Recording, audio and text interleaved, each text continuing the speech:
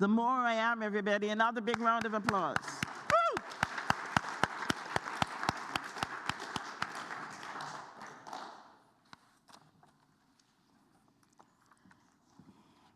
Thank you. Say a little prayer for me. Say a little prayer for you. So what prayer was answered that gave rise to my talk today and my satisfaction? A prayer that began with a thought: I will be heard. You know, how many of us have thoughts and we dismiss them, or we don't believe in them?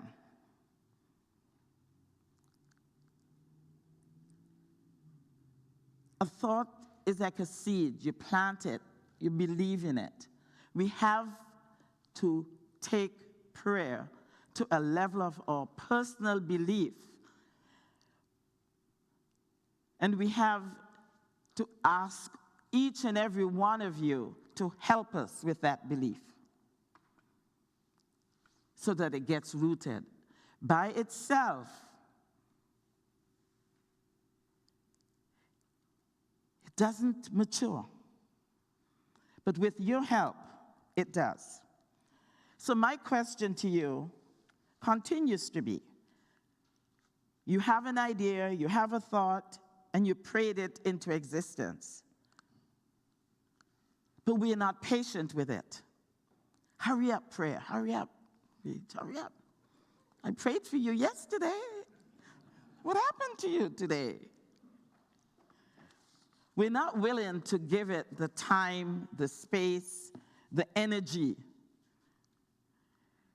the nurturing, the love, like we do a baby. We're not willing to do that. So what is my backstory to I Will Be Heard? In June of 2018, just 6 years ago, my employer decided that it was not important to acknowledge my request to be heard. This was important to me because being heard is a central theme in my spiritual belief, in all of our spiritual belief. We want to be heard. We want to be listened to. You know, I think about that when I have a Facebook page. My husband does not. Some of my friends do. Some use it. I haven't used it for a while, but we have a Facebook. Whoever decided that Facebook was important, they were acknowledging that we want to be heard, yes? And we wanted likes for it too. Heaven forbid that you didn't like my page, you didn't hear me.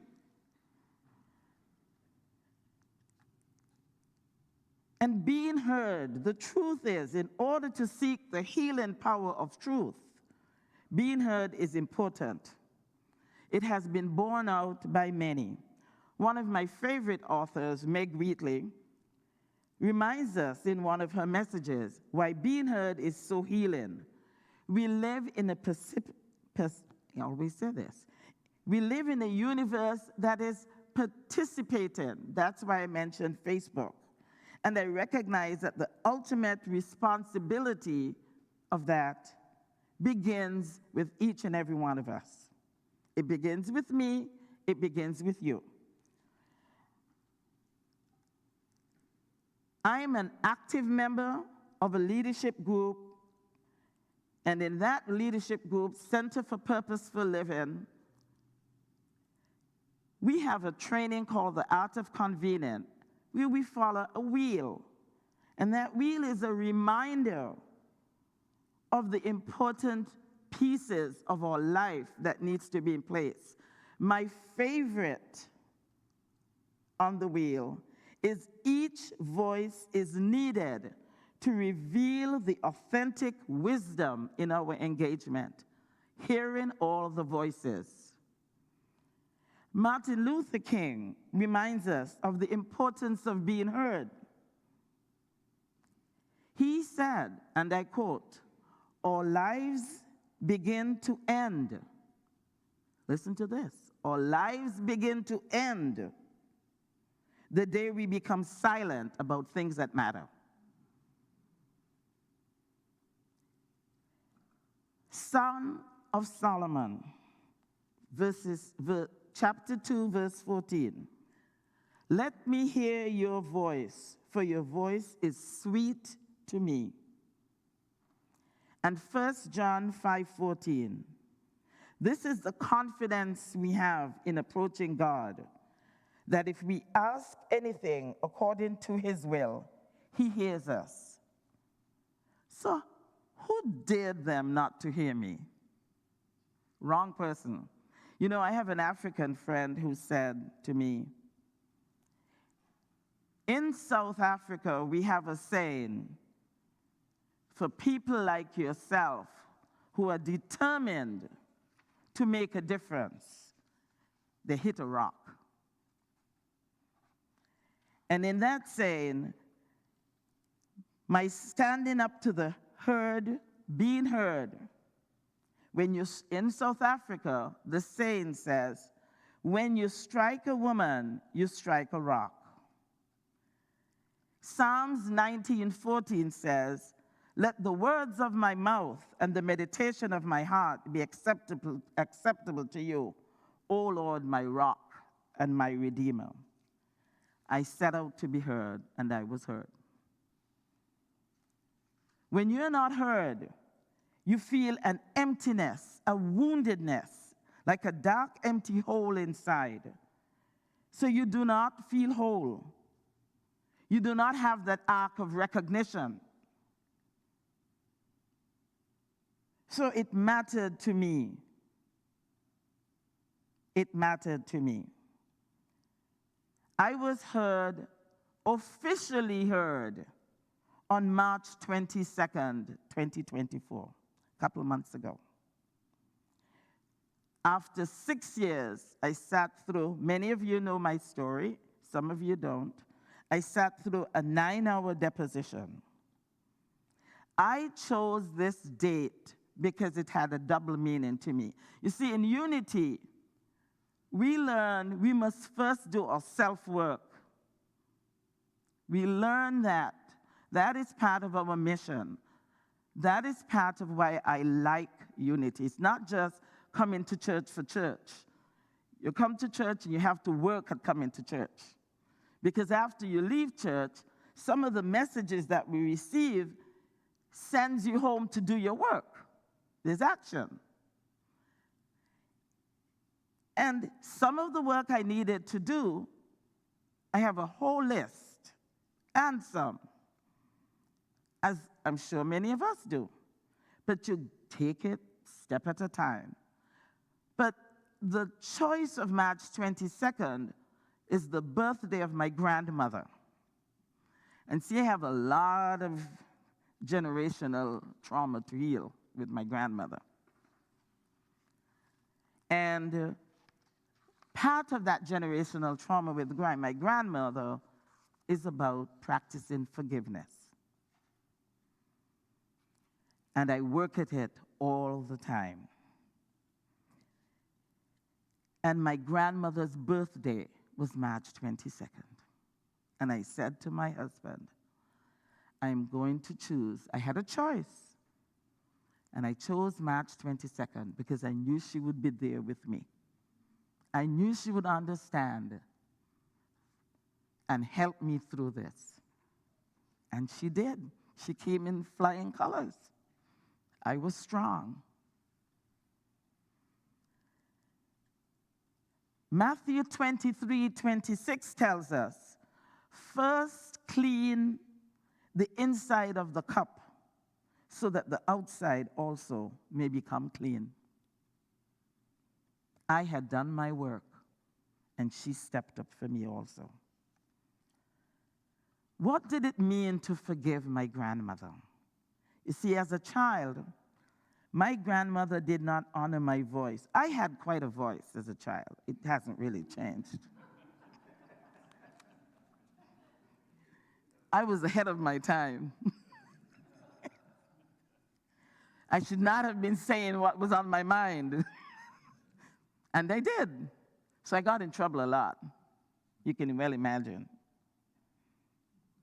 And so she would tell me, hold my tongue, and I would literally hold my tongue, which incensed her further.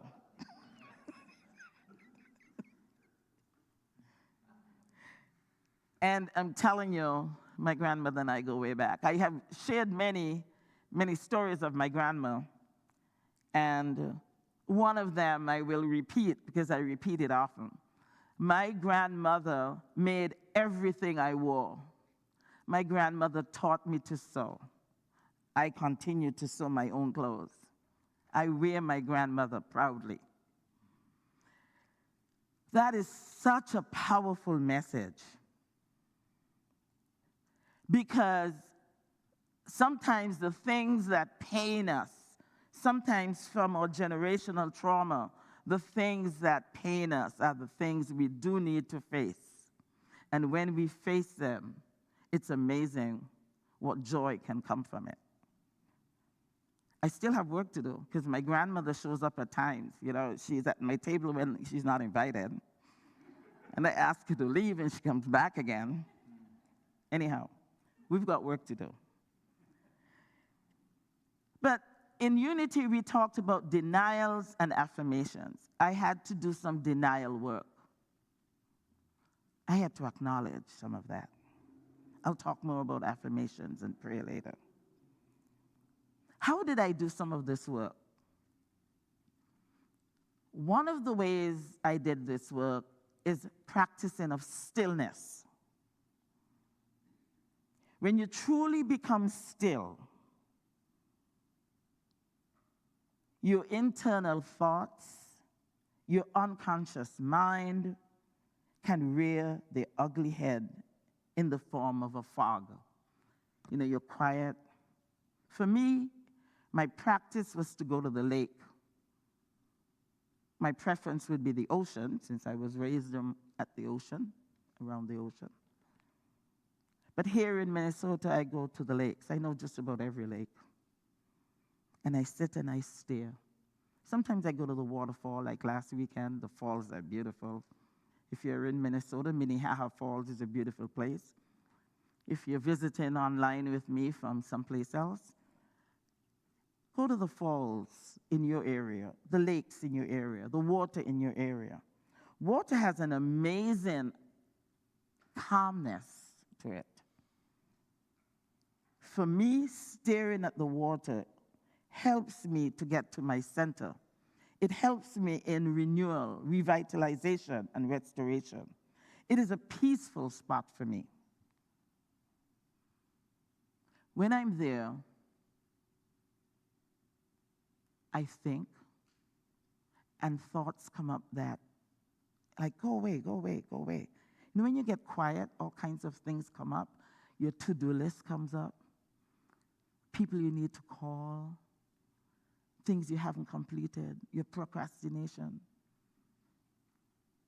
I have to remind it to go away.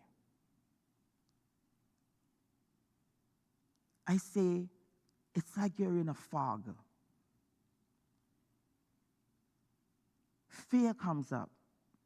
The acronym, FOG. Fear comes up.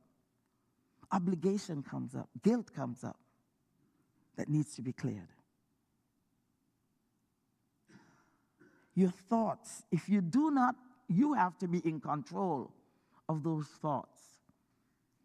If you do not run your unconscious mind, if you do not run those thoughts, someone else will run it for you. So you've got to take control of that. I'm going to get some water. Sorry. Excuse me.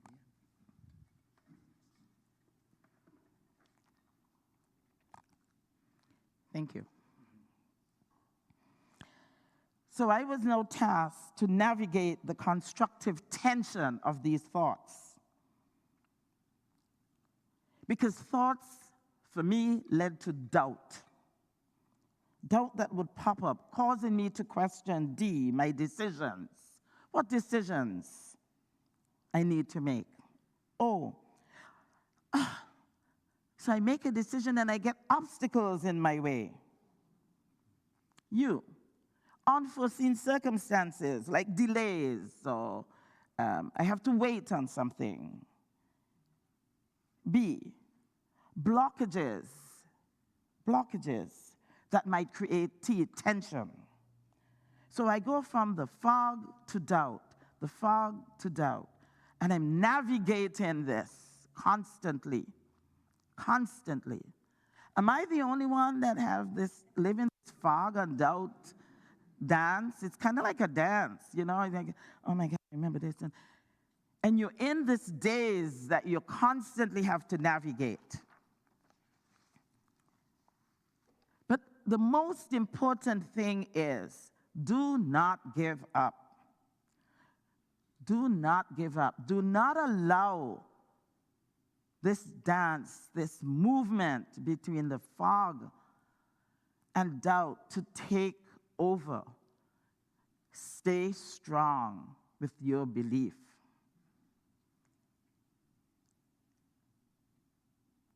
It is not enough to know and understand these truths. You must take action. You must take action. So whatever that belief is, for me, it was to be heard. Take action. One of the ways to take action, ask friends and family for support. Once I made my decision, my friends and my family stepped up to support me in unexpected ways.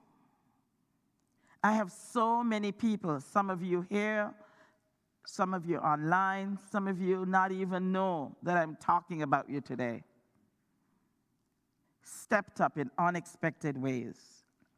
I could spend all day sharing the generosity of my friends and family's wisdom, energy, time, and commitment. You know who you are. I love you very much, and you deserve a separate sermon. For now, I'm sending you thanks and gratitude. I'm eternally grateful. I will reference 2 examples that's made a difference as it relates to my message today. One is my eldest brother. When I told him my decision that I am going to hold my employer accountable for not hearing me by filing a lawsuit, my brother said to me, "Get a hobby."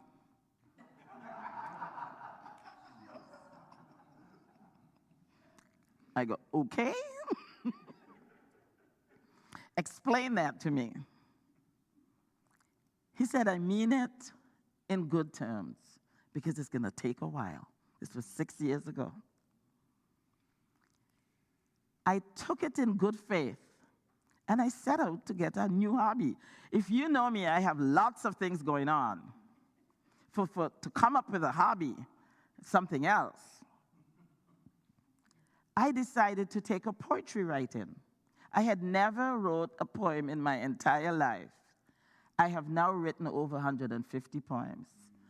I will be printing at some point. The other example, and I'm grateful for that message. You know, Proverbs 19:21 tells us, "The human mind may devise many plans, but it is the purpose of the Lord that will be established." Another friend told me, "It is your moment of becoming a queen."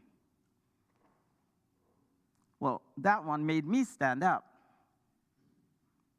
Because when I used to go to school at home, and I would walk down the road in my confident self, people thought I was better than them because I had confidence. You know how that is. When you exude confidence, people feel that way. But I have to also tell you that that is work. Because folks, fast forward to today, fast forward to this dance of fog and doubt. Underneath all of that, pray for your strong friends. They need you. I needed help and prayer. But my friends saw something else in me. You know, people can see things in you that you can't see in them. And they say things to you and you go, really? Yes. I continue to work at expressing myself as a queen because I deserve it. I deserve to be heard. Reverend Stacy saw in me the gift of becoming a chaplain. And so did my two beautiful trainers, Sharon and Don Rolfs. I would have never guessed that I could be a chaplain. Because then I go back to my grandmother and my forgiveness story. See, my grandparents were ministers. And I was the cool kid. When my grandmother made my clothes, I would cut off the outfit that it would get short. You know what I'm talking about? The skirt was too long. I wanted to show more. These kids today don't have anything on us. Trust me. I would cut it off, and my grandma would go, did I not make that outfit? Yeah, but it was too long, right? And low cuts and all of this. So I was worldly. I wanted to go dancing in the street and all of that stuff. And so Wednesday nights, my grandparents had church in their home. They actually literally had their home was also a church. So I was not allowed to come in there with this outfit. So they would pray for me. So you could imagine when I was told, you could become a prayer chaplain. I'm like, what? They above, I know, were praying for me. But it was very special. And I have enjoyed the role. It was meant for me. I learned prayer is not this esoterical thing. It's a daily thank you. It's, I feel good today. You're becoming a queen. I appreciate you. It's the little things. It's the acknowledgement of God is and I am. It's the oneness. It's the beauty each and every one of you exude every Sunday, every day when you go, when you wake up and you're grateful to be alive. I thought, really? I can do this? But it was more than that. Because when I used, before becoming a chaplain, and I would sit and be still, I would get choked up sometimes. It's as if there was something here that needed to be released. I would just really get choked up. And I learned to release that. That was very important. But I talk about action. And that action is affirmative prayer. You know, earlier I talked about the Martin Luther King's message of action. I also had the opportunity a year ago, or a couple of years ago, because around the George Floyd situations, it was a couple of years ago, to attend the NAACP Gala. And the keynote speaker at that gala was our Minnesota Attorney General, Keith Ellison. You know, the Attorney General's office has to work both sides. And his words about injustice, the words he spoke and resonated to me was, we cannot come to any solution with inaction. We must take action. I took action. I must and will be heard. Very important. I did that through prayer, affirmative prayer. What do I mean by affirmative prayer? Preparedness. Prayer takes effort. Prayer takes time. prayer takes stick-to-itiveness. It's not today, it's every day, it's often, it's all the time. It's a way of life. You do not, I put my dietitian hat on, you do not eat today for the rest of the week.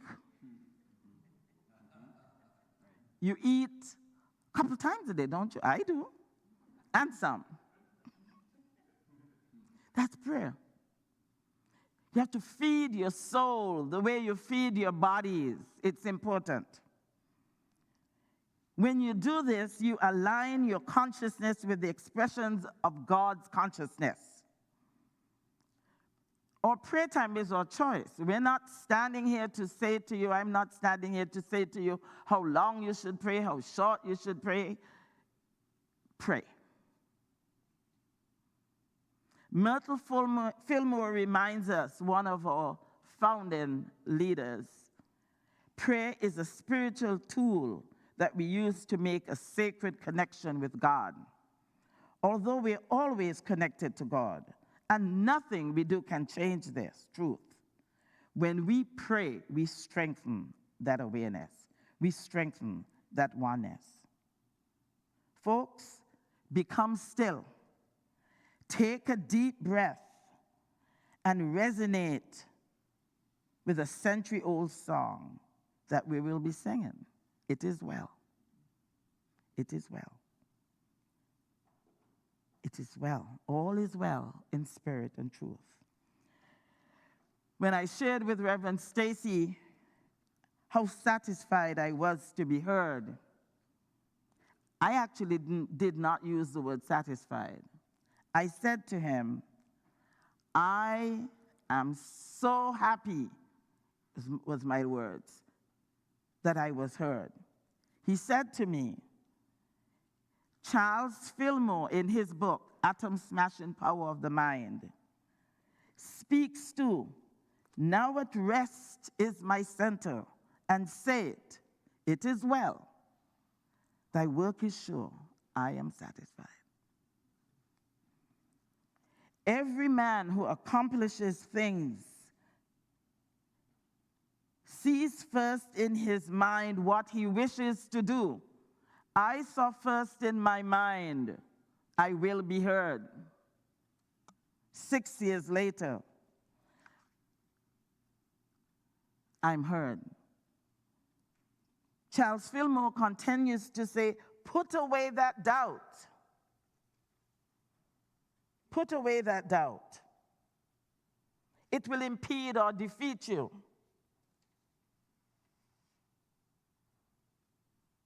Faith is our highest expression of belief or confidence.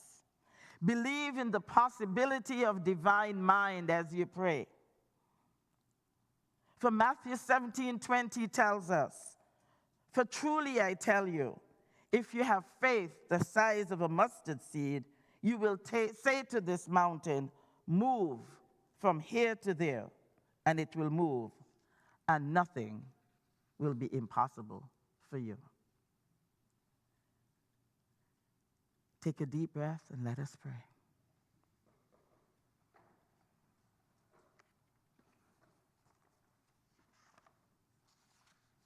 This morning,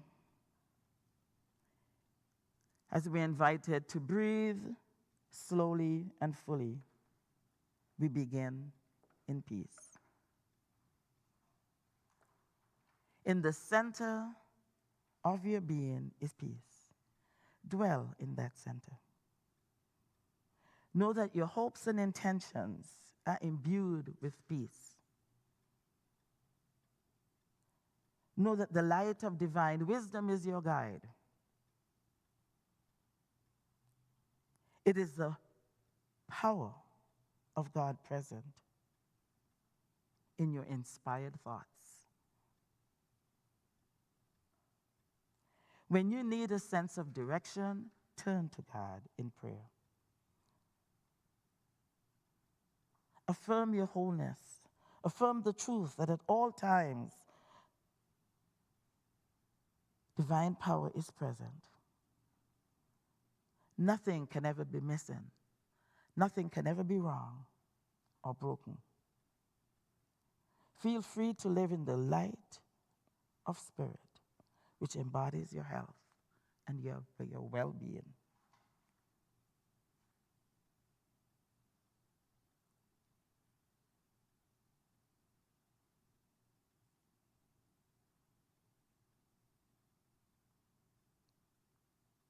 In so doing, appreciate and celebrate the richness of life in prayer. And so it is.